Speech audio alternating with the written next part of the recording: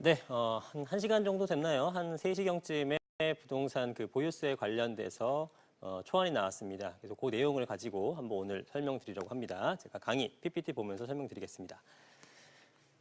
자, 일단은 우리가 이 보유세라는 것은 두 가지를 얘기합니다. 재산세와 우리 종합부동산세 두 가지를 나눈 건데요. 이 재산세 하게 되면은 이 부동산을 갖고 있는 모든 자산을 갖고 있는 사람들은 전부 납부하는 세금이고요.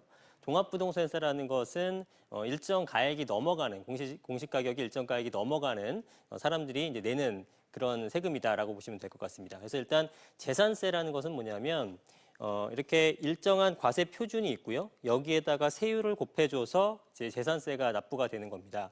그래서 이 시가표준액이라는 것은 우리가 일반적으로 거래하는 매매 가격이 아니고요. 이런 이 보유세를 납부하기 위해서 만들어 놓은 일정한 가격이라고 생각하시면 됩니다. 공시지가라고 생각하시면 되는데요. 그런 그 금액은 사실은 일반 매매 가격에서는 주택 같은 경우에는 60에서 70% 선 정도밖에 잡혀 있지 않기 때문에 우리가 실제로 매매 금액보다는 좀 낮게 잡혀 있습니다. 근데 거기에다가 주택 같은 경우에는 60%, 토지나 건축물 같은 경우는 70%를 곱해주게 됩니다. 이게 바로 공정시장 가액 비율이라는 건데 오늘 나왔었던 내용들이 이러한 용어들이 나오기 때문에 이해를 하셔야지만 뒤에서 좀 제 얘기가 어떤 건지 아실 수 있을 겁니다. 그래서 일단 시가표준액 자체가 매매가보다 낮은 공시지가라는 거, 거기에다가 공정시장 기율을 곱해주다 보니까 상당히 낮은 과세 표준이 나오게 됩니다. 일반적인 매매 금액보다는요. 그래서 과세 표준이 나오게 되면 거기에 누진세율로 당연히 높아지면 높아질수록 세율이 커지게 되겠죠. 이렇게 해서 재산세가 부과가 됩니다. 자, 마찬가지로 이제 종부세도 같은 방식이 되는데요.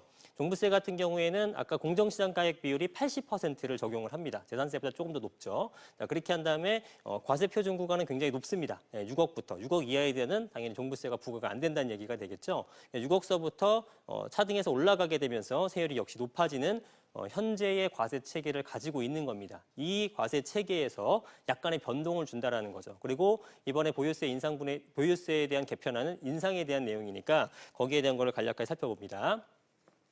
자, 보유세 개편안 초안 공개, 종부세 공시가액 비율과 세율이 높아졌다는 얘기가 있는데요. 안이 한 개 정도 나온 게 아니고요. 여러 가지 안이 나왔습니다. 아까 보유세 같은 건 재산세와 종부세 두 가지가 있는데 그중에서 종부세에 관련된 내용을 지금 말씀을 드리는 거고요. 이 종부세 중에서도 올리는 방식은 두 가지가 있죠. 첫 번째는 뭐냐면은 세율 자체를 올리는 거. 그다음 두 번째는 뭐냐면 아까 공정시장 가액 비율을 더 높이는 것. 이렇게 두 가지 방식을 통해서 우리 종부세의 인상분을 만들어낼 수가 있습니다. 그래서 첫 번째 안은 뭐냐면요. 세율은 그냥 놔두고 아까처럼 세율은 0.5에서 2% 정도로 놔두고 공정시장 가액 비율이 80%라고 말씀을 드렸죠. 종부세 같은 경우에는. 근데 그거를 인상하겠다. 그래서 일시적으로 인상할 것인지 아니면 매년 일정한 포인트로 점진적으로 인상할 것인지 이런 식으로 내용을 하겠다라는 거죠.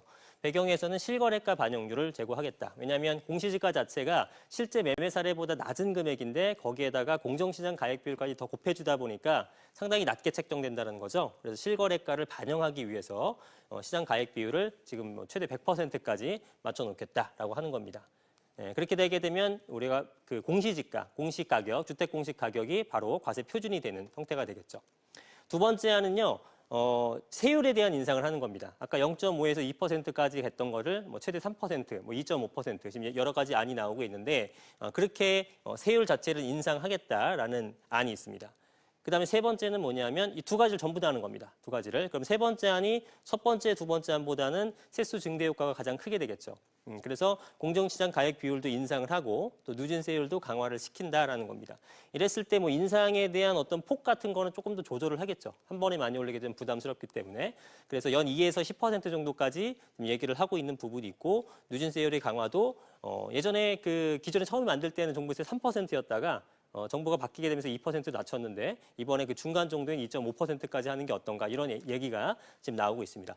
오늘 나왔던 거는 말 그대로 초안입니다. 초안. 그래서 최종안이 확정되려면 다음 주경 다시 이제 전체회의를 통해서 최종안이 나오게 되고요. 이걸 정부에 제출하게 되면 정부를 다듬어서 한 7월 말경쯤에 세제 개편안을 통해서 다시 공표를 할 계획입니다. 계획상. 그리고 그 공표된 것은 바로 시행되는 것이 아니라 입법 절차를 거쳐야 되기 때문에 하반기에 입법을 통해서 내년부터 시행하는 걸로 이렇게 생각을 하시면 됩니다. 일단 과정을 좀 아셔야 되니까요. 그다음에 네 번째 안은 뭐냐면 1주택자와 다주택자에 대한 차등 방안입니다. 그래서 1주택자는 공정시장 가액 비율만 인상을 하는 거고요. 다주택자는 공정시장 가액 비율과 누진세 그 세율까지 양쪽 다 인상하는 거죠. 그러니까 다주택자에 대해서 조금 더 강화된 그런 내용을 적용시키는 겁니다. 토지도 마찬가지가 되고요. 자, 이랬을 경우에는 이제 어떤 그 반론이 있냐면은 1주택자보다 다주택자가 투기적 수요가 강하다고 이제 보는 관점이기 때문에 이 다주택자한테 더 많은 세금을 부과하는 건 맞긴 한데 그랬을 경우에 문제가 되는 건 다주택자도 예를 들어서 1억짜리 두 개 있는 원룸 두 개 있는 분들도 2주택이니까 다주택자가 되고 반면 20억짜리 주택 갖고 있는 1주택자는 또 1주택자가 되는 거죠. 이랬을 경우에는 가액상 사실상 그 똘똘한 한 채를 갖고 있는 1주택자한테 더 많은 세금이 부과가 돼야 되는 부분이 있는데 그런 부분에서 조금 과세 형평성에 어긋날 수도 있다라는 논란이 좀 되는 부분도 있습니다. 그런 것들이 계속 비평으로 나오고 있는 거고요.